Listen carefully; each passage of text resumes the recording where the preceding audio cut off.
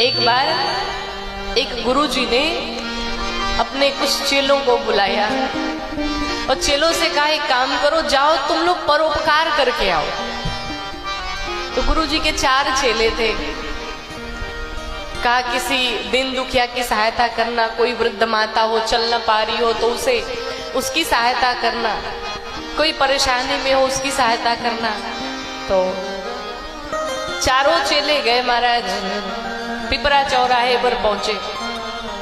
और जैसे पिपरा चौराहे पर पहुंचे क्या हुआ, एक मैया थी, उनको चारों चेलों ने मिलकर के रास्ता पार कराया। पार करा के वापस गुरुजी के पास आए। तो गुरुजी ने पूछा ये बताओ परोपकार किया? चेलों ने कहा जी गुरुजी परोपकार करके आ रहे हैं। अच्छा कैसे परोपकार किया? का एक मैया थी, उनको हम लोगों ने रास्ता पार कराया। तो पहले वाले से पूछा भाई साहब तुमने क्या परोपकार किया? तो पहला वाला बोला एक मैया खड़ी थी, उनको हमने उनके हाथ पकड़े। दूसरे वाले से पूछा भाई तुमने क्या किया? उसने कहा मैंने भी परोपकार किया, मैंने भी बुढ़िया मैया को रास्ता पार कराया। तीसरे से पूछा तुमने कैसा परोपकार किया? तीसरे ने भी कहा हमने भी बुढ़िया मैया को रास्ता पार कराया। तो चौथे से पूछा भाई तुमने क्या किया?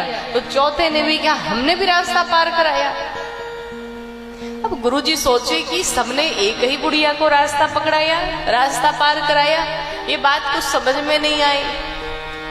तो चेलों से पूछा ये बताओ एक ही काम तुम चारों ने मिलकर के किया? कहा जी गुरुजी। कहा मतलब?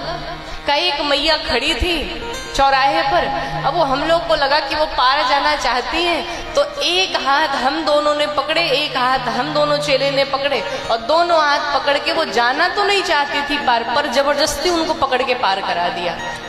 गुरुजी ने पूछा यही परोपकार है? चेलों ने कहा सरकार आप ही ने तो कहा था कि कोई अगर रास्ता न पार कर पाए उसे रास्ता पार कराना।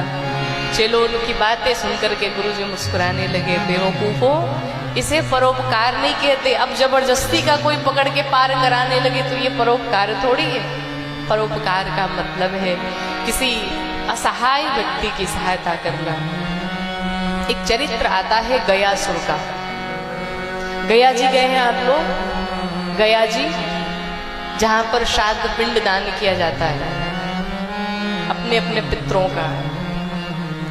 गयासुर नाम का एक राक्षस हुआ, लेकिन भगवान नारायण से बड़ा प्रेम करता था, बहुत प्रेम करता था। राक्षस कुल में उसका जन्म हुआ, लेकिन अब दर्शन करिए कि कुछ कुछ आत्मा